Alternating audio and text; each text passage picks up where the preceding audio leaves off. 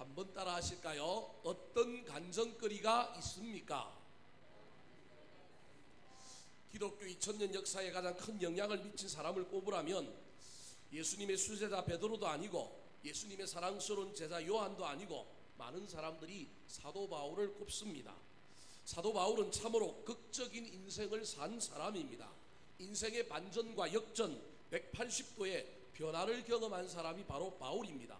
핍박자가 변하여 전도자가 되고 선교사가 되었습니다. 자기가 핍박하던 종교를 세계화시켰고 체계화시킨 사람이 되는 놀라운 인생의 역전과 반전을 경험한 사람이 바로 사도 바울입니다. 오늘 본문 말씀은 이런 놀라운 경험을 한 사도 바울이 너무도 안타까운 마음으로 빌립보 교회의 문제를 해결하기 위하여 자기 간증을 통하여 도전하고 있는 내용입니다. 놀라운 경험을 하고 놀라운 변화를 경험했던 이 사도 바울이 한 교회 빌립보라고 하는 교회의 문제를 보고 너무 안타까워서 다른 성경에서는 하지 아니하였던 자기 살아온 인생을 쭉 나열하면서 그 속에서 빌립보 교회 교인들이 이 문제를 어떻게 해결하고 살아야 할지를 교훈하고 있는 내용이 바로 오늘 본문의 말씀입니다. 그렇다면 빌립보 교회가 직면하고 있었던 문제는 무엇일까요? 왜 사도 바울은 빌립보 교회를 향하여 편지를 썼을까요? 특별히 오늘 본문 3장에서 그가 그동안 그의 이력서, 그의 살아온 이야기를 쭉 설명하고 있을까요? 그 문제의 단초를 어디에서 찾을 수 있느냐 하면 오늘 본문 뒤에 나오는 빌립보서 4장 2절과 3절에서 찾을 수 있습니다. 우리 4장 2절 3절 빌립보 교회가 가지고 있던 문제의 핵심을 한번 살펴볼까요? 시작. 내가 유오디아를 권하고 순두개를 권하노니 주 안에서 같은 마음을 품으라. 참으로 나와 멍에를 같이 한 내가 구하노니 복음에 나와 함께 힘쓰던 저 여인들을 돕고 또한 글레멘드와 그 외에 나의 동역자들을 도우라. 그 이름이 생명책에 있느니라. 자, 저 화면을 그대로 두시고요. 빌립보 교회가 가지고 있었던 문제는 무슨 문제였느냐 하면 빌립보 교회에 엄청난 분란과 엄청난 다툼이 있었던 거예요. 근데 그 분란과 그 다툼을 빌립보 교회의 목사, 목회자, 감독도 해결할 수 없는 지경에 이른 거예요. 그 문제의 핵심에는 두 여인이 있었는데 그 여인이 누구냐 하면 바로 저 4장 2절에 나오는 유오디아와 순두개라고 하는 여인입니다. 저 사람들의 이름의 뜻이 아주 너무 이쁘고요, 대단한 이름 뜻을 가지고 있어요. 정말 좋은 이름의 뜻을 가지고 있다니까요. 그러니까 저 사람들이 얼마나 멋진 신앙생활을 한 사람인지 모릅니다. 3절에 보니까 참으로 나와 멍에를 같이 한 내게 구하노니, 지금 이 편지를 받는 사람에게 너희들이 나와 멍에를 같이 졌다고 이야기하면서 저 유오디아와 순두개를 또 다르게 표현하고 있는 구절이 그 다음에 나옵니다. 복음에 뭐라고 얘기하고 있어요? 복음에 나와 함께 힘쓰던 저 여인들. 그러니까 초창기에 사도 바울이 빌립보 교회를 개척하고 빌립보 교회를 세워갈 때 빌립보 교회의 오른팔 왼팔 역할을 했던 두 여인이 누구였다고요? 유오디아와 순두개였다라는 거예요. 그런데 그들이 직분을 받고 그들이 성장하고 그들이 성숙해지는 순간에 아무도 통제하지 못하는 일들이 벌어졌다라는 거예요. 분명히 믿음 안에 있고 분명히 교회 안에 있는데 이 두 여인이 교회를 옴짝달싹 못하게 막 교회를 쑥대밭으로 만들어 놓은 거예요. 심지어 누구의 이야기도 안 듣느냐 하면 저기 보십시오. 글레멘드라고 하는 사람이 나옵니다. 저 사람이 아마도 빌립보 교회의 감독, 목사였던 것 같습니다. 그 사람들의 이야기도 듣지 않는 거예요. 그래서 저 여인들을 좀 도와라. 그런데 왜 그 여인들을 도와라 그러냐면 교회의 암적인 존재로 발전했고 교회를 망가뜨리는 여인들이었지만 저들의 이름이 어디에 기록되어 있다고요? 생명책에 기록되어 있어요. 미워도 우리 다 어디 갈 사람들이라고요? 천국 갈 사람이라는 거예요. 저들이 옛날에는 괜찮은 여자들이었는데 지금 뭔가가 지금 잘못돼 가지고 서로 둘이 싸우는 거예요. 교회의 양대 산맥인 거예요.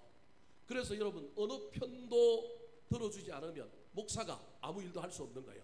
이 편만 들어주면 이 편이 문제고요.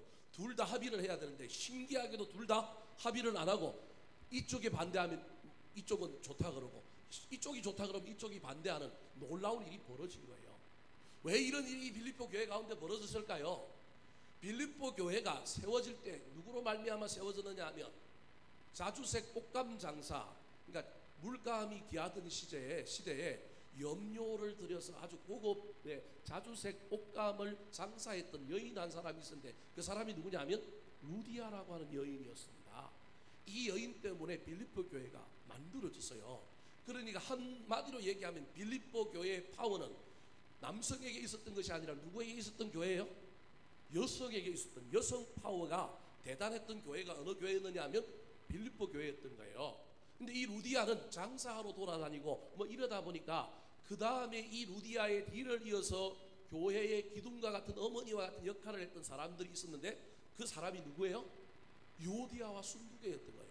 처음에는 사이가 좋아서 합력하여 선을 이루고 교회를 잘 이끌어 갔는데, 어느 순간에 시기와 질투가 일어나고 경쟁이 일어나는 순간에 어느 누구도 이 둘을 감당할 수가 없게 된 거예요. 뿐만 아니라 그 뒤에 줄을 선 사람들이 있게 된 것입니다. 그래서 이 문제를 해결하기 위하여 클레멘드라고 하는 목회자 감독의 얘기도 듣지 않으니 창시자였던 사도 바울이 편지를 쓰는 거예요. 그래서 제발 싸우지 마라, 제발 하나 되어라, 그렇게 이야기하고 있는 거예요. 여러분, 그래서 오늘 본문 앞에 나오는 3장 앞에 2장에 그 유명한 말이 나오잖아요. 너희는 이 마음을 품어라, 곧 그리스도 예수의 마음이니. 그러면서 예수님이 저 높은 하늘에서 케노시스 성육신 자기를 비우고 이 땅에 낮아져서 뭘 가졌다고요? 종의 형체를 가졌다는 거예요. 뜬금없이 이야기가 나온 것이 아니라 그 빌립보 교회의 상황 속에서 이야기가 나온 거예요. 제발 좀 비워라, 제발 좀 마음 좀 내려놓아라, 제발 좀 시기하고 질투하지 말고 다투지 말아라, 제발 파가 갈려서 그렇게 싸우지 마라. 목사도 못 이기는, 감독도 못 이기는 너희들 때문에 교회가 예수 그리스도의 영광을 잃어간다. 그러면서 누구 이야기를 하느냐면 너희들 못지않게 누구도 잘났다고요? 나도 잘났다. 내가 파란만장한 인생을 살아왔는데, 그런데 이렇게 잘난 나도 예수 그리스도를 위하여 내가 가지고 있는 모든 것을 다 뭘로 여겼다? 배설물로 여겼으니 너희들도 교회 안에서 내가 무엇을 했다, 내가 어떻게 했다, 내가 어떤 존재다, 그러지 말고 제발 누구를 위하여? 예수 그리스도를 위하여, 교회를 위하여 합력하라, 선을 이루라, 하나 되라라고 권면하고 있는 겁니다. 사랑하는 성도 여러분, 사도 바울처럼 저와 여러분도 누군가에게, 우리 자녀들에게, 우리 후손들에게, 교회 안에 누구에게 교만은 아니고 저와 여러분이 선하게 간증할 수 있는 삶을 살 수 있었으면 좋겠습니다. 자랑하라는 것이 아니라, 야, 하나님이 내 인생 가운데 이런 은혜를 주셨는데 너희들도 이 은혜 한번 사모해보지 않겠느냐. 겸손하게 사도 바울이 지금 빌립보 교회 문제를 향하여 자기 인생의 이야기를 하는 거예요.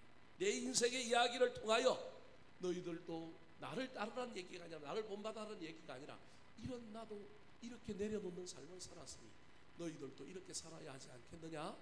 저와 여러분이 남을 권면하고 남을 옳은 길로 인도할 수 있는 사람들이 되었으면 좋겠습니다. 예수를 몇 년 믿었는데도, 예수 믿은 지가 오래됐는데도 간증거리가 없다? 이상하게 뭐 천국 갔다 왔다 이런 간증 말고요, 지옥 갔다 왔다 이런 간증 말고요, 내가 꿈에 막 네 미래를 보았다 이런 간증 말고요, 내 삶의 현장에 우리 주님께서 나를 어떻게 하셨는지, 나를 어떻게 인도하셨는지, 나를 어떻게 변화시켰는지, 나의 제된 모습이 어떻게 바뀌었는지 간증할 수 있어야 하지 않겠습니까? 그 간증이 교회를 세웁니다. 그 간증이 다른 사람을 아름다운 길로 인도한다는 사실을 잘 기억하여 저와 여러분도 사도 바울처럼 간증거리가 있는 신앙생활을 하게 되시기를 예수님의 이름으로 축원합니다. 자, 그렇다면 사도 바울의 간증의 내용은 무엇일까요? 사도 바울이 도대체 오늘 본문에서 빌립보 교회의 문제를 해결하기 위하여 자기 인생을 통하여 자기 삶에서 무엇을 간증하고 있을까요? 따라 하시겠습니다. 가졌지만 교만하지 않은 사람. 먼저 뭐라고 얘기하면 난 가진 사람이라는 거예요. 난 대단한 사람이라는 거예요. 그런데 난 대단한 사람이고 가졌지만 난 뭐 하지 않는다고요? 교만하지 않는다, 주장하지 않는다라는 거예요. 사울은 2000년 전 사람이지만 지금 이 시대의 그 어떤 사람과 비교해도 손색이 없는 좋은 환경 속에서 태어나고 자란 사람입니다. 그는 길리기아 주의 다소라고 하는 한 도시에, 우리나라로 치면 도청 소재지가 있는, 시가 있는, 시청 시청이 존재하고 있는 중심 도시에서 태어났습니다. 다소라고 하는 도시는 지중해와 소아시아 지역의 무역의 집산지였습니다.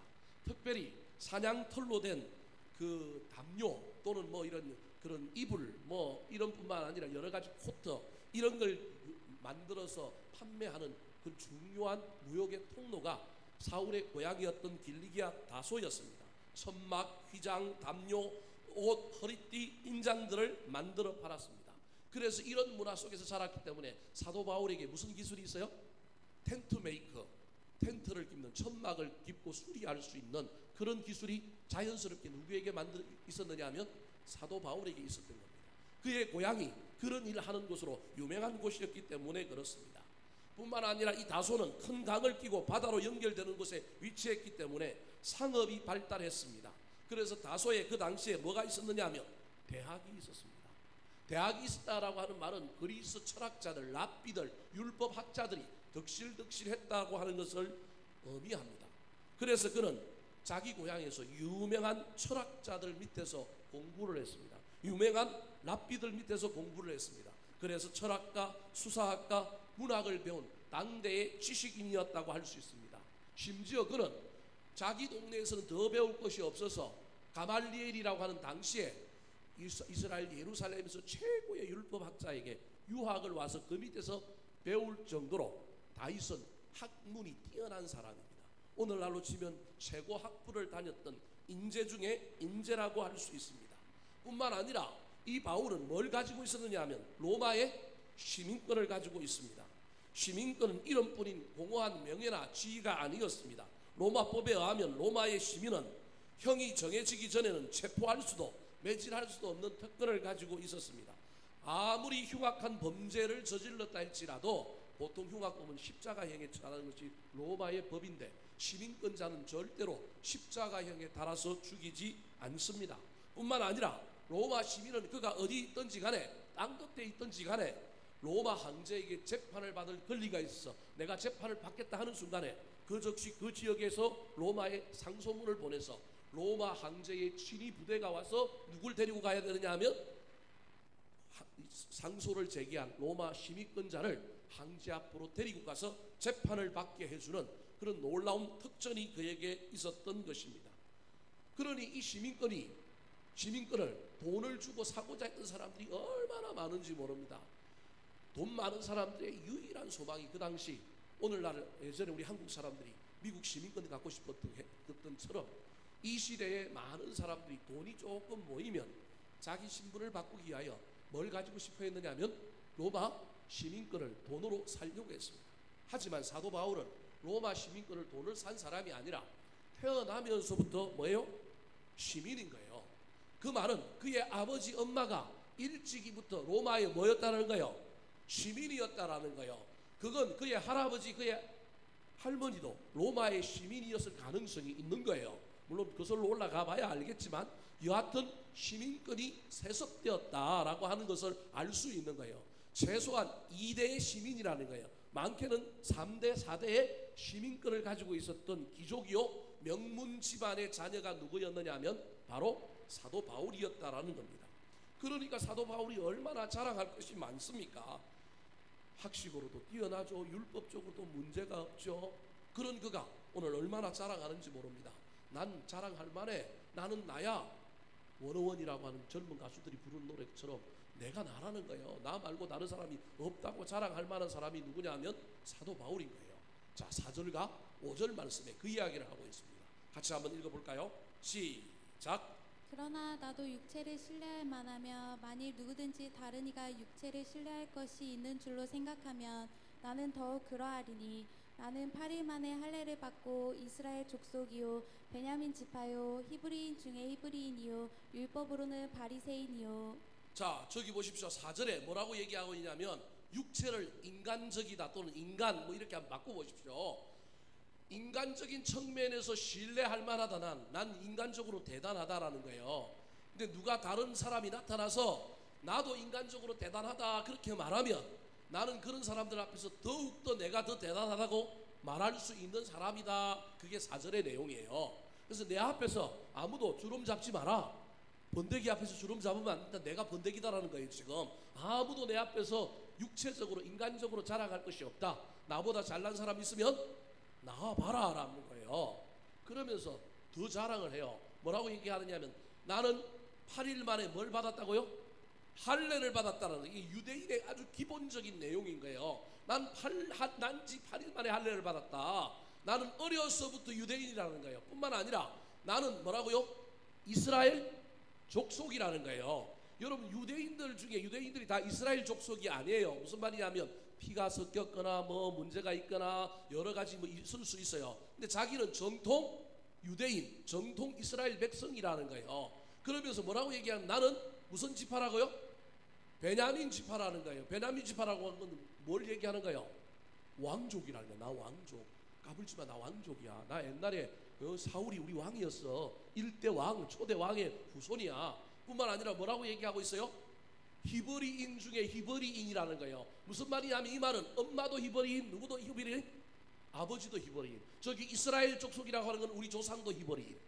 그러니까 조상 대대로부터 피가 섞이지 않고 목에 북에 다 히브리인이라 유대인이라는 거예요. 근데 내 직계에 우리 엄마 아버지도 내가 비록 지금 뭐 전국을 떠돌아다니고 내가 막 세계적인 인물로 살아가지만 난 피가 섞인 사람이 아니라 우리 엄마도 우리 아버지도 유대인이라는 거예요. 보통 유대인들은 헬라파 유대인이라 그래서 모계 쪽에서 유대인이지만 북의 아버지 쪽이 유대인이 아닌 사람들도 유대인으로 쳐줍니다. 엄마의 그 정신, 그 스피릿이 자녀들에게 흘러간다고 믿기 때문에 율법을 가르치고 율법적으로 양육했다고 믿기 때문에 한쪽만이라도 유대인이면 유대인이라고 말한 거예요. 근데 지금 바울은 뭐라고 얘기하느냐면 나는 난지 8일 만에 할례 받았고 나는 우리 조상 때부터 유대인이고 나는 왕족이고 나는 엄마도 유대인이고 나는 아버지도 유대인이다. 뿐만 아니라 나는 율법으로 뭐라고요? 바리새인이다. 난 율법으로 흠이 없는 사람이고 난 율법을 정통으로 배운 사람이다. 다른 성경에 보면 나는 가말리엘이라고 하는 대율법학자 밑에서 나는 수제자로 배웠다. 그렇게 얘기하는 겁니다.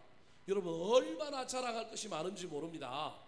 그런데 사도 바울에게는 이것만 있었던 것이 아니라 이런 사도 바울을 하나님께서 주목하셔서 이런 사도 바울, 예수 믿기 전에 이런 이력을 가지고 있었던 이 사도 바울을 하나님이 주목하셔서 핍박자에서 무엇으로 바꿔주셨느냐 하면 선교사로, 목회자로, 위대한 하나님의 사람으로, 사도로 바꾸어 주신 이유가 있어요. 그 이유가 어디에 있는지 아십니까? 6절 말씀 같이 한번 읽어볼까요? 6절 시작. 열심으로는 교회를 박해하고 율법의 의로는 흠이 없는 자라. 자기가 사도 바울이 뭐라고 얘기했냐? 내가 과거에 나에게 있는 그런 어떤 육체적인 조건 말고 내면적으로 나한테 대단한 게 하나 더 있는데 그게 뭐라고요? 교회를 박해했는데 어떻게 박해했다고요? 열심으로. 그게 무슨 말을 하냐면 나한테 뭐가 있다라는 거예요. 열심, 열정이 있다라는 거예요. 열심, 열정으로 나를 이길 사람이 있으면 뭐 해보라고요? 나와보라는 거예요. 지금 나와보라는 거예요. 그런데 그 열심과 열정이 저기 보십시오. 율법의 의로는 흠이 없다라고 할 때 저게 무슨 말이냐면 내가 가지고 있는 열심이 내 개인의 이익을 위하여 사욕을 채우기 위한 열심이 아니고 나는 율법에 나타난 의로움을 위하여 열심을 품었다는 거예요. 그 열심이 나쁜 방향이긴 하지만 뭐 하는 대로 나타난 거예요?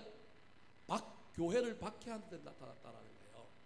하나님이 똑똑한 사람 바울을 일부러 들어 쓰시려고 바울을 주목한 게 아니고 사도 바울에게 다른 모든 칭찬할 만한 것이 많아도 하나님이 유일하게 관심을 기울였던 것인데 그게 뭐라고요? 열심이라는 거예요. 열정이라는 거예요.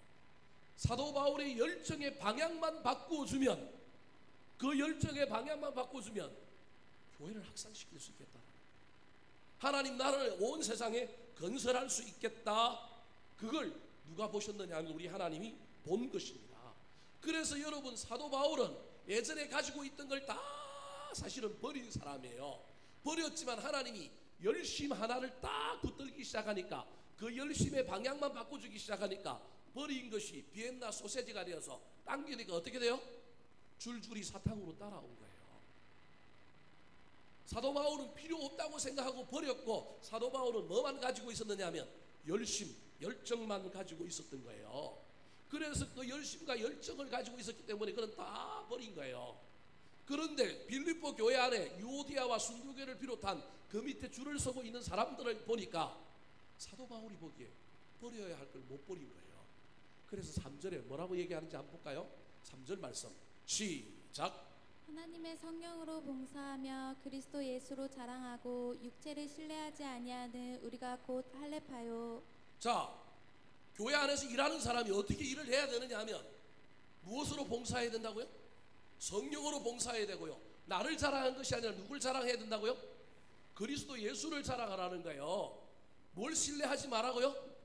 육체를 신뢰하지 말라는 거예요. 그러니까 그 당시에 할례를 받았느냐 안 받았느냐를 가지고 예수 믿는다 안 믿는다, 심지어 유대교가 아님에도 불구하고 기독교였음에도 불구하고 구약의 할례의 정통, 유대인들이 가지고 있는 전통이 아직도 그리스도교, 기독교 안에 들어와서 그것을 가지고 믿는 자 안 믿는 자를 판단하는 문화가 있었던 거예요. 사도 바울이 난 할례 받았지만 난 육체를 신뢰하지 않는다. 할례 받았다고 중요한 게 아니라 나는 육체를 신뢰하지 않고 무슨 할례를 원하느냐 하면 마음의 할례를 원한다라는 거예요. 마음의 할례를 받은 사람이 진짜라는 거예요.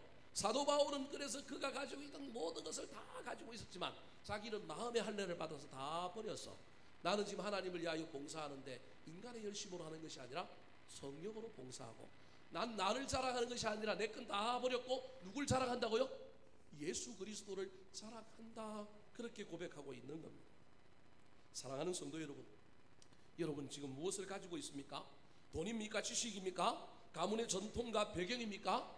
이 모든 것들이 다 귀한 것들입니다. 그것들이 나를 위하여 사용되는 것을 넘어서 하나님을 위하여 사용되기를 소망하시기 바랍니다.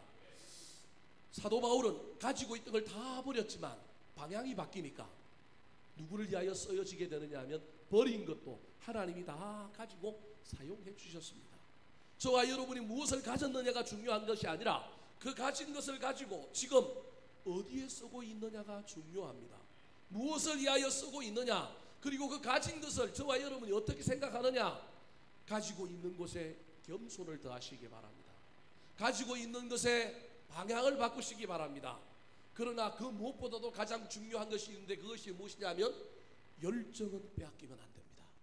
사랑하는 성도 여러분, 사도 바울이 가졌던 열정을 가지고 그 열정 속에 겸손을 더할 뿐만 아니라 나라고 하는, 개인이라고 하는, 우리라고 하는 그 울타리를 넘어서서 그 열정의 방향을 하나님을 위하여, 교회를 위하여, 다른 사람을 위하여 써질 때 놀라운 일이 일어납니다.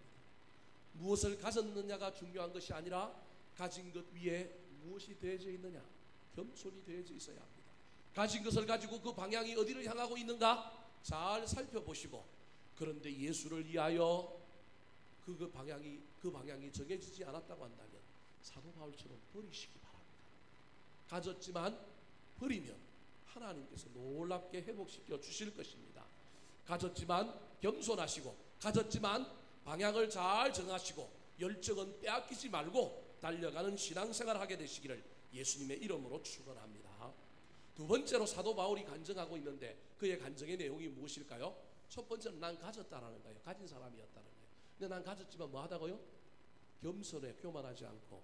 난 가졌지만 방향을 바꿨어. 난 가졌지만 뭐는 빼앗기지 않았다? 열정은 빼앗기지 않았다라는 거예요. 두 번째 사도 바울의 간증입니다. 따라 하시겠습니다. 가진 것을 버릴 줄 아는 사람. 여러분, 가진 것을 버릴 줄 아는 사람이 겸손한 사람입니다. 버리되 열정은 버리지 마십시오. 버렸는데 버리면 얻습니다. 잃으면 얻습니다. 죽으면 삽니다. 그때 그걸 가지고 교만하지 말고 방향이 올바른지 잘 살펴보면 됩니다. 조선시대 역사에 보면 수양대군이 어린 조카 단종을 폐위시키고 조선 제7대 세조로 등극하게 됩니다. 이때 불의를 참아보지 못하고 세조를 죽이려고 음모를 꾸미다가 발각되어 처형당한 6분의 이야기가 있습니다. 그 6분을 뭐라고 얘기해요?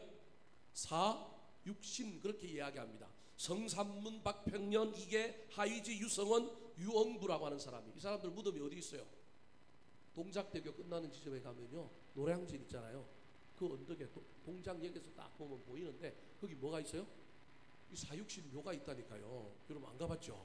예, 사육신 묘가 있어요. 봄에 가보세요. 벚꽃도 많이 피고요. 조금만 더 가면 동작동 국립묘지에 가면 벚꽃도 얼마나 잘 피는지 몰라요. 봄날에 한번 나들이 꼭 그쪽으로 한번 가보시기 바랍니다. 거기에 가면 사육신 묘가 있습니다. 그런데 이런 사육신이 있었는가 하면 또 누구도 있었느냐 하면 목숨은 버리지 못했지만 불의한 임금 앞에서 배설을 하고 영화를 누릴 수 없다 그러고 세상에 나오지 않고 언둔하여 절개를 지킨 6명의 또 다른 신하들이 있었습니다. 뭐 순교하거나 죽지는 아니하였지만 나는 이 임금하고는 절대 세상에 일을 같이 안 해. 나는 그냥 초야에 묻혀서 지내겠다. 그 사람들이 생육신입니다.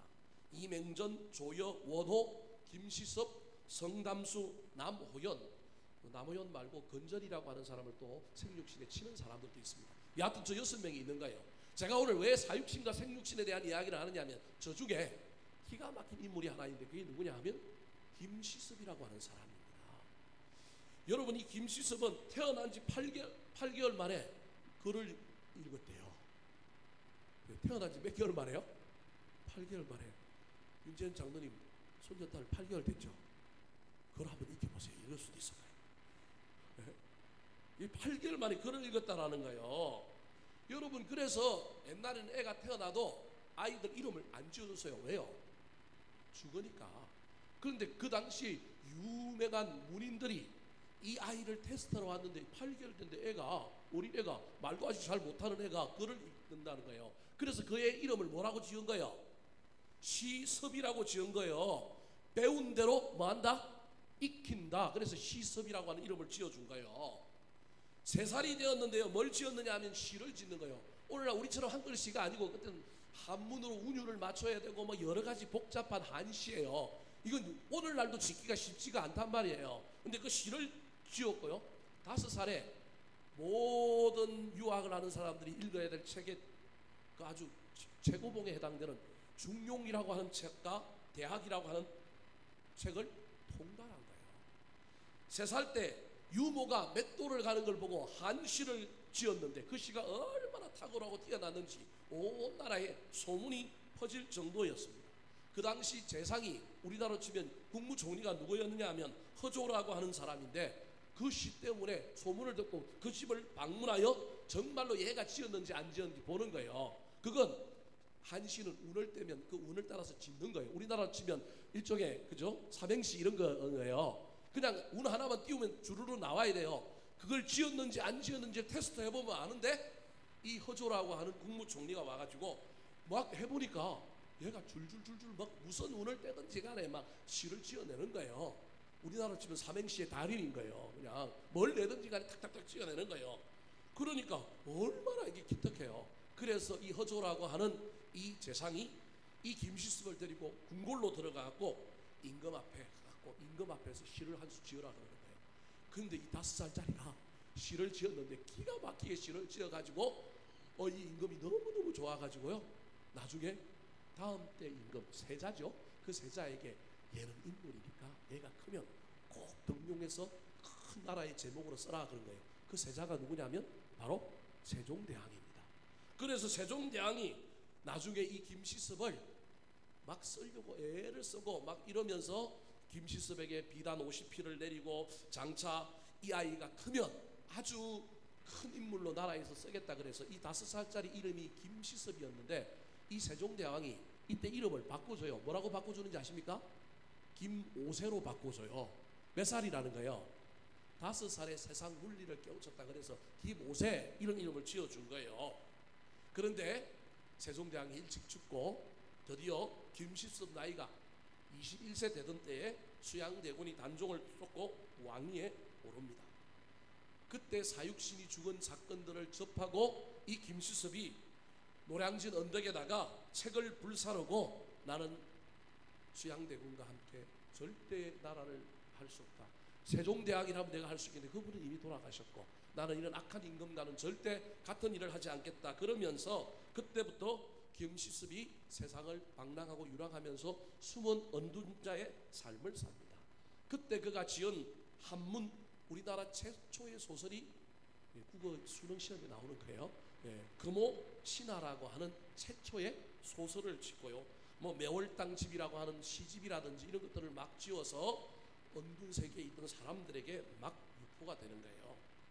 그에게 관한 특이한 이야기 중에 하나가 그가 언둔 생활을 하면서 목각 기술을 배워가지고 나무로 인형 깎는 걸 잘했습니다. 그런데 그 인형을 잘 이쁘게 만들고 나면 반드시 김시섭이가 하는 일이 있는데 뭐냐 하면 그 인형을 잘 깎고 난 다음에 진짜 작품이에요. 멋진 작품인데 꼭 그걸 어떻게 하느냐 하면 물에 던져버리고 뒤도 안 돌아보고 떠나가는 거예요.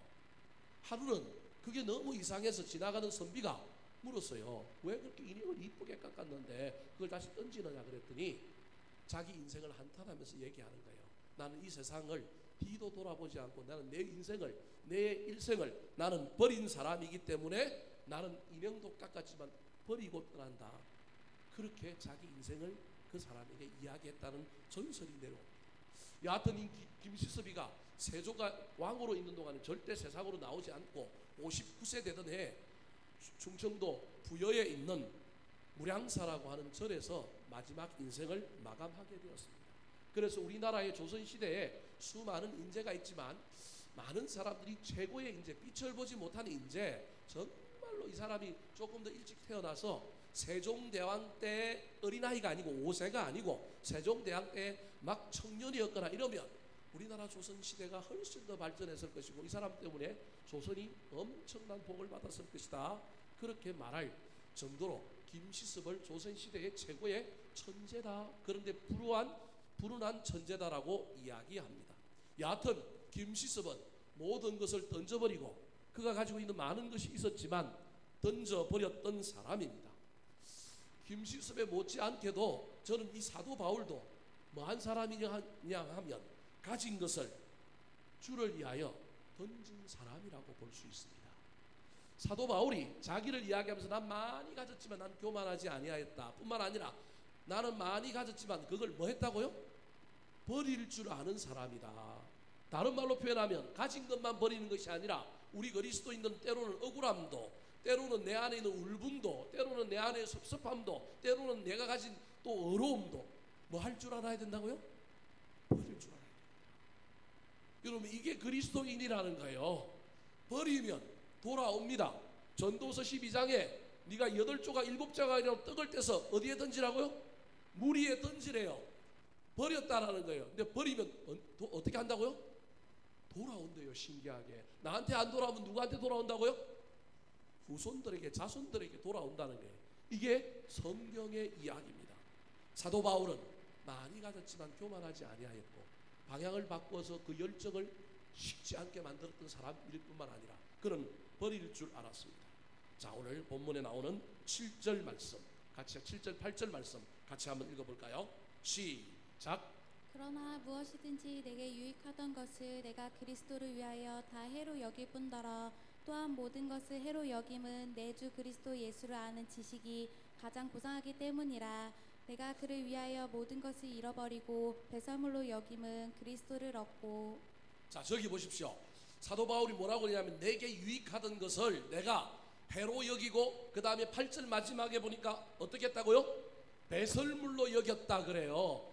해로 여기고 버렸다라고 하는 말을 내가 거기에 집착하지 않고 사람들에게 나 옛날에 이런 사람이야, 내 왕년에 이랬어, 이런 말 하지 않고 다 버렸다라는 거예요.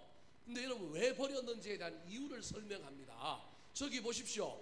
7절에는 왜 버렸다고 이야기하고 있습니까? 그리스도를 위하여 버렸대요. 다르게 이야기하면 그리스도에게 연합하고 하나 예수 그리스도를 더 알아가는데 내가 가지고 있는 것이 뭘 하더라? 방해가 되더라. 그래서 버렸다라는 거예요. 자존심도 세상 지식도 버렸다라는 거예요. 내가 이 세상 지식이 너무 똑똑하고 자꾸 의심하게 만들고 자꾸 신실한 마음으로 예수 그리스도를 못 만나게 하니까 요거 그냥 좀 내려놓자, 요거 좀 버리자. 그래서 버렸다라는 거예요. 누구를 위하여? 그리스도를 위하여. 8절에는 또 왜 버렸대요? 예수를 아는 지식이 뭐하기 때문에?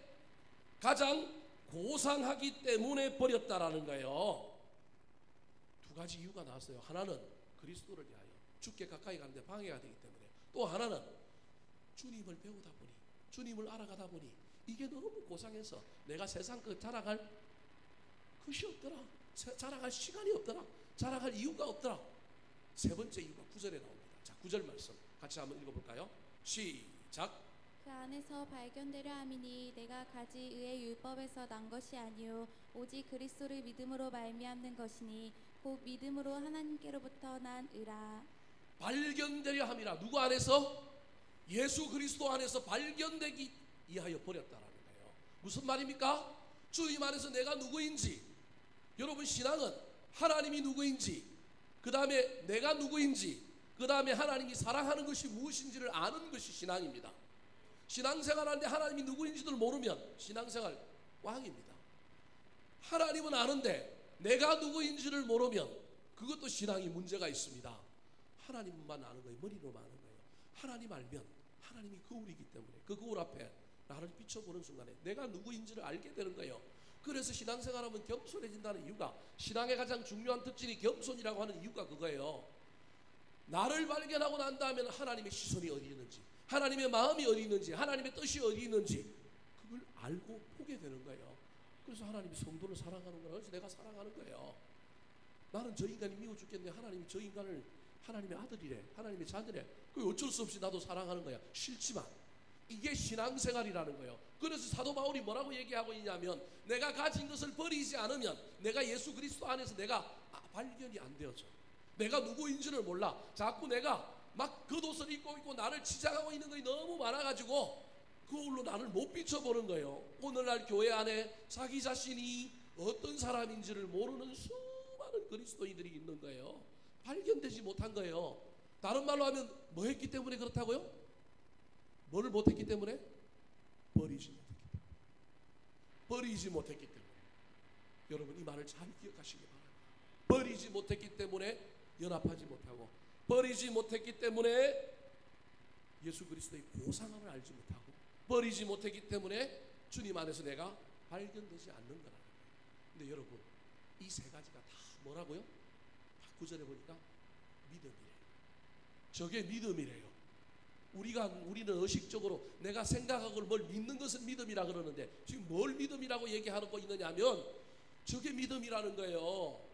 내가 예수 그리스도와 연합하게 하여 내 걸 버리는 것, 거추장스러운 것, 내가 나를 자꾸 하나님 앞에서 가리는 걸 다 버리는 것, 내가 주님 안에서 발견되는 것, 주님의 그 고상함을 알아가는, 이게 믿음이라는 겁니다. 사랑하는 성도 여러분, 버려야 얻습니다. 버릴 줄 알아야 예수 그리스도 안에서 새롭게 발견되는 것입니다. 사랑하는 성도 여러분, 버려야 얻는 이치를 깨달으시기 바랍니다. 죽어야 사는 진리를 깨달으시기 바랍니다. 예수 믿고도 변하여 새 사람이 되었음에도 불구하고 여전히 버리지 못하는 것이 있다면 그것은 아무리 좋은 것이라 할지라도 주님과 연합하는데, 주께로 가까이 가는데, 주님 안에서 내가 내 자신을 알아가는데 방해가 된다는 사실을 잘 기억하여 저와 여러분도 사도 바울처럼 버릴 줄 아는 사람들이 되시기 바랍니다. 무엇을 못 버렸습니까? 자존심을 못 버렸습니까? 아직도 나한테 버리지 못한 강팍한 나의 성품이 있습니까? 내 고집이 있습니까? 내 욕심이 있습니까? 아직도 해결되지 못한 것들이 있습니까? 오늘 이 밤에 기도할 때 하나님 버리게 해주십시오. 사도 바울처럼 버리게 해주십시오. 기도하시기 바랍니다. 버린 사람이 사도 바울의 간정이었다고 하는 사실을 잘 기억하여, 나도 예수를 위하여 무엇을 버려봤다, 나 예수를 위하여 무엇을 손해봐봤다, 나 예수를 위하여 이런 일을 버려봤다라고 자랑할 수 있는 저와 여러분 되시기를 예수님의 이름으로 축원합니다. 마지막으로 사도 바울의 간증이 무엇일까요? 따라하시겠습니다. 멈추지 않고 달려감으로 남긴 사람. 여러분 가졌지만 교만하지 않는 것, 그 교만하지 않는 것 위에 여러분 겸손을 더하고 열정과 방향을 잊어버리지 않고 올바르게 하는 것도 참 중요할 뿐만 아니라 버리기도 해야 합니다. 무조건 버리기만 하면 안 되고요, 버린 것을 우리 주님이 잘 거두어서 이 세상에 남겨주는 일이 있어야 합니다. 저기 백제에 가면, 넘어가다 백제에 가면 여러분 저 고양동에 중남미 문화원이라고 하는 곳이 있습니다. 가보신 분? 네, 아유 할렐루야, 안 가보신 분들이 많네요. 여러분 이 중남미 문화원이 페루에서 대사를 지냈던, 오랫동안 대사를 지냈던 분이 그 지역에 있는 뭐 문물, 중남미 문화, 문물, 유품 뭐 이런 것들을 많이 가져오고 수입하고, 그래서 개인 박물관을 사실을 만들었던 거예요. 근데 이분이 이 개인 박물관을 만들어 놓고 자기 살아생전에 이게 유지가 되겠는데 이걸 후손들에게 자손들에게 물려주면 내 관심은 내가 페루라고 하는 곳에 중남미에서 대사를 하면서 쭉 돌아다니면서 내가 그곳에서 받은 인상이 좋고 이 문화를 소개하고 싶어서 내가 이것들을 갖고 왔는데 나는 이것들을 사랑하고 나는 이것들을 좋아하니까 박물관을 만들어 놓고 이렇게 하는데 우리 자식들에 이게 넘어가면 우리 자식들은 이걸 나처럼 애지중지할까? 나중에 이거 갖고 재산 싸움 일어나지 않을까? 아니면 자기들의 삶을 위하여 이걸 팔아버리지는 않을까? 그 마음이 든 거예요. 이분이. 그래서 은퇴하고 이걸 잘 유지하다가 어느 날 자식들을 모아놓고 자식들한테 미리 자기 재산을 다 나눠주면서 이건 너네 거 아니다 그러면서 이걸 어디다가 기부 체납을 해버렸냐면 고양시에다 기증을 해버렸어요. 여러분 저게 지금 고양시 거예요. 옛날에 한 개인 거였는데 여러분 가보면 알지만 엄청 대단합니다. 너무 잘 만들어놨어요. 그래서 고양시에서 나와가지고 자녀들한테도 일일이 확인을 했습니다. 이거 나중에 문제 걸지 않겠습니까? 문제 걸지 않겠습니까? 각서 다 썼어요. 근데 자식들이 아버지 뜻을 너무 잘 받아준 거예요. 아버지가 설명을 잘 한 거예요. 내가 이 땅에서 살아갔는데 내가 이 땅에 살다가 떠나갔는데 내가 이 땅에 왔다는 걸 뭘 하나 남겨야 되지 않겠느냐. 세상 사람들은 다 뭐 남기고 가더라? 무덤 남기고 가더라는 거예요. 뭐 남기고 가더라? 묘비 하나 남기고 가더라는 거예요. 이분은 교회 다니는 분은 사실은 아니에요. 제가 그분을 일찍 만났으면 잘 꼬셔갖고 뭘 남기고 가라고 했을 것 같아요. 교회 하나 짓고 가라 그랬으면 좋을 텐데 이분 교회 다니시는 분은 아닌데 그 옆에 에스라 성경대학교라고 하는 학교가 하나 있어요. 제가 그곳에서 대학생 간사들을 가르치며 그곳에서 여러 수련회 이런 걸 하면서 그 대사를 제가 개인적으로 만나봐서 잘 압니다. 이분이 인격이 아주 좋아요. 그분을 예수를 믿게 했어야 되는데 안타까움이 있어요. 이분이 자녀들을 몇 년 동안 설득하고 몇 년 동안 이야기하면서 이 자녀들에게 강력한 도전을 준 거예요. 아버지가 이 땅에 왔다가 이 땅에서 그래도 공직에도 있었고 내가 높임도 받았고 내가 누릴 것도 많이 누려봤고 내가 대사로서 외교관이 되어서 세상 사람들 가보지 않은 많은 나라도 다 가보고 내가 많은 것을 경험했는데 난 진짜 축복받은 사람인데 내가 이렇게 복을 받았는데 이 세상에 뭘 하나 남기고 가야 되지는 않겠느냐. 그런데 내가 노년에 말년에 만들어 놓은 게 이게 중남미 문화원인데 이거 가지고 이따가 너네들한테 딱 남기고 가면 너네들도 이걸 가지고 잘 운영할 수 있으면 좋겠는데 내가 보니 너네들 관심사는 이게 아닌 것 같다. 아들 하나는 정권회사 다니고 아들 하나는 뭐 은행에 다니고 아들 하나는 저 뭐 수출관리공단에 다니고 아들 셋이 있는데 뭐 그런 식인 거예요. 그 아들들도 살만해요. 그러니까 아버지가 아들들한테 이야기한 거예요. 요거 좀 남기자. 요거 좀 나를 위하여 너희들이 양보해달라. 그 아들들이 기꺼이 동의한 거예요. 우리한테 맡겨주면 우리끼리 싸울 겁니다. 우리한테 맡겨주면 여차하면 이거 뭐 할 겁니다? 팔아버릴 겁니다. 팔아버리는 순간 이건 산산이 분해돼서 남아있는 물품들 조형물들 다 사라져서 다 팔리게 될 겁니다. 그래서 아들도 흔쾌히 동의해 주어서 어떻게 했느냐면 그걸 고양시에 체납을 한 거예요. 기증을 한 거예요. 그래서 고양시에서 매년 예산을 8억 정도를 예산을 투입해서 그걸 갖고 갑니다. 옛날에 지금 이분이 아직 살아 계셔요. 이분이 운영할 때 개인적으로 운영할 때 1년에 한 4억 정도를 투자를 해갖고 자꾸 막 유지 보수하고 하는데 4억 정도가 든 거예요. 이분이 개인적으로 이렇게 관리하면서 지금도 그분이 거기에 관장으로 있어요. 이사장 이렇게 재단 이사장 이런 식으로 있어요. 그분이 이분이 너무 좋은 거예요. 국가에다가 구청에다가 기증을 해놨더니 자기가 관리할 때보다 어떻게 해줘요? 더 관리를 잘해주는 거예요. 옛날에 자기가 자기 소유로 있을 때는 찾아오는 사람이 얼마 안 돼. 정말로 여기에 관심 있는 사람이나 지나가다가 이상하네 그랬던 사람들이 지금은 훨씬 더 많은 사람이 오는 거예요. 그분은 거기 방이 하나 있거든요. 집이 하나 있거든요. 거기 사시면서 자기 죽을 때까지 거기 사는 거예요. 거기 사시면서 거기 오는 사람들 자기 설명하고요. 그 안에서 문화 강좌 이런 거 하고요. 뭐 더 많은 사람들이 오고요. 관리를 더 잘해주고요. 조금씩 또 여러 가지 그 안에 전시되는 것들이 늘어나고요. 뭐 이거 보는 재미에 이분이 너무 기뻐가지고 잘했다 그러는 거예요. 그래서 저 헤이리에 가면 똑같이 대사는 아니고 이제 옛날에 국정원에서 파견된 참사관 이런 사람들이 있어요. 이제 무관이라고 하죠. 보통 대사관에 해외에서 군인들로 파견돼 있던 사람들이 있는데 그 사람들이 저 헤이리 그 영어마을 옆에 거기 그 이름이 기억이 안 나네요.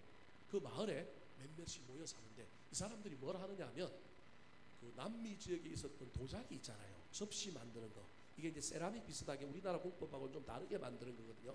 이런 일을 하는 몇 사람들이 그 남미에서 출신 외교에 물을 먹었던 사람들이 그 일을 해요. 근데 이 사람들이 그걸 만들어 놓고는 유지가 안 되는 거예요. 이분이 지금 그분들 찾아다니면서, 그분 중에는 제가 옛날에 다니던 교회에 여자 권사님 한 분이 계시거든요. 얼마 전에 그 권사님이 저한테 전화가 와갖고, 목사님, 중남미 문화원에 이 대사님이, 이정복이라고 하는 대사님인데 그 대사님이 찾아와서 자꾸 우리 보고 이거 뭐 하라고요? 기정하라고 그러는데요. 어떻게 해야 될까요? 그래서 제가 기정하십시오. 목사님, 권사님 딸은 외국에 가 있고 아들 하나는 지금 사업체하고 뭐 먹고 살만하지 않습니까? 그러면 제가 보기엔 권사님 한 20년 정도는, 지금 이제 70세거든요. 20년 정도는 권사님 멋지게 살 겁니다. 권사님 돈 하나 안 드리고 누가 다 해줄 거냐 하면 국가가 다 해줄 겁니다. 그리고 전차 폼 날 거고요. 발전되는 것을 볼 겁니다. 해박서를 쓸 때 반드시 그런 조항을 써서 한번 해보십시오.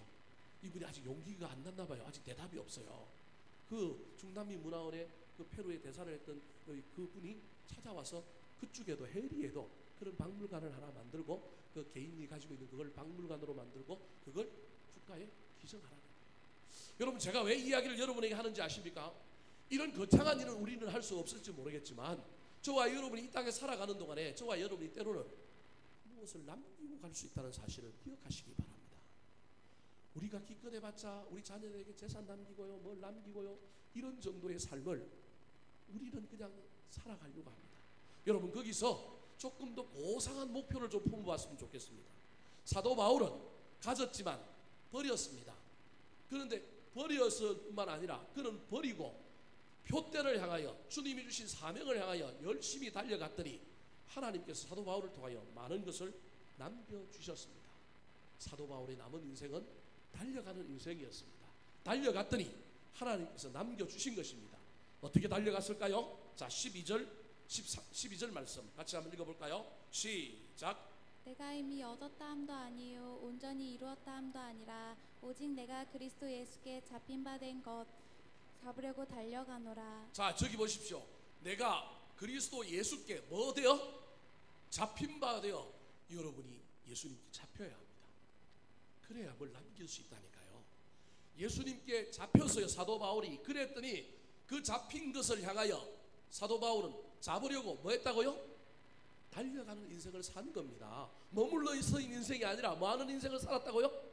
달려가는 인생을 살았습니다. 어떻게 달려갔습니까? 13절 14절 말씀 같이 읽어보겠습니다. 시작. 형제들아, 나는 아직 내가 잡은 줄로 여기지 아니하고 오직 한 일, 즉 뒤에 있는 것은 잊어버리고 앞에 있는 것을 잡으려고 표대를 향하여 그리스도 예수 안에서 하나님이 위에서 부르신 부름의 상을 위하여 달려가노라. 위에서 부르신 부름의 상을 위하여 달려가. 여러분, 저 상을 저와 여러분이 정해야 합니다. 내가 우리 하나님께 무슨 상을 받을까? 이 땅에 있는 건 무슨 상을 받을까? 그래서 뒤에 있는 건 잊어버리고 열심히 달려갔습니다. 사도 바울의 인생은 달려가는 삶이었습니다. 멈추는 삶이 아니었습니다. 어제 받은 은혜로 오늘을 사는 것이 아니라 오늘은 오늘 받은 은혜로 살았습니다. 멈추지 않고 달려갔습니다. 멈추면 뒤로 갑니다. 멈추면 신앙이 이상해져 버립니다. 사도 바울은 끝까지 달려갔습니다. 고린도전서 10장 12절에서 그래서 사도 바울은 저 달려간 인생을 또 이렇게 표현하고 있습니다. 같이 한번 읽어볼까요? 시작. 그런즉 선 줄로 생각하는 자는 넘어질까 조심하라. 선줄로 생각하지 아니하였습니다. 주님이 주시는 상을 바라보며 달려갔습니다. 디모데후서 4장 7절과 8절에는 그 달려간 것을 선한 싸움이라고 이야기합니다. 같이 한번 읽어볼까요? 시작. 나는 선한 싸움을 싸우고 나의 달려갈 길을 마치고 믿음을 지켰으니 이제 후로는 나를 위하여 의의 면류관이 예비되었으므로 주 곧 의로우신 재판장이 그날에 내게 주실 것이며 내게만 아니라 주의 나타나심을 사모하는 모든 자에게도니라. 선한 싸움을 싸웠던 사도 바울, 멈추지 않고 달려갔던 그의 인생에 버리고 가졌지만 교만하지 않고 버리고 달려갔더니 하나님께서 그를 통하여 남겨주신 것이 있습니다. 뭘 남겨주셨을까요? 사도 바울을 말미암아 교회를 남겨주셨어요. 여러분, 사도 바울처럼 수많은 교회를 이 땅에 만든 사람이 있습니까? 없습니다. 열심히 달려갔던 사람, 가졌지만 교만하지 않고 버렸던 그에게, 그리고 달려갔던 그에게 하나님께서 그를 통하여 뭘 남겨주셨느냐 하면 바로 교회를 남겨주셨어요. 그의 인생에 또 그로 말미암아 그의 삶을 통하여 하나님이 또 뭘 남겨주셨어요? 13권의 성경을 남겨주셨잖아요. 신약 성경의 절반 누가 썼어요? 사도 바울이 썼어요. 뿐만 아니라 그는 믿음의 아들들을 남겼어요. 믿음의 아들이 누가 있어요? 디모데, 디도, 수많은 초대교회에 그를 따라 사는, 그래서 하나님 아버지를 본받는 자는 누굴 본받으라고요? 나를 본받으라. 내가 아버지를 본받는 같이 너희는 나를 본받으라. 우리가 아무나 할 수 있는 이야기가 아니잖아요. 근데 그렇게 했던 건 그가 믿음으로 낳은 아들, 그가 이 땅에 수많은 영적인 지도자를 남겼다라는 것을 이야기합니다. 사랑하는 성도 여러분, 저와 여러분도 우리 인생 끝에 이 사도 바울처럼 나는 가졌지만 그 가진 것을 버렸다. 나는 가졌지만 그 가진 것을 나를 위하여 쓰지 않고 방향을 바꾸어 주를 위하여 썼다. 나는 가졌지만 버렸을 뿐만 아니라 달려갔더니 하나님께서 나를 통하여 이 땅에 많은 것을 남겨줬다. 이런 것을 남겨주었다라고 고백할 수 있었으면 좋겠습니다.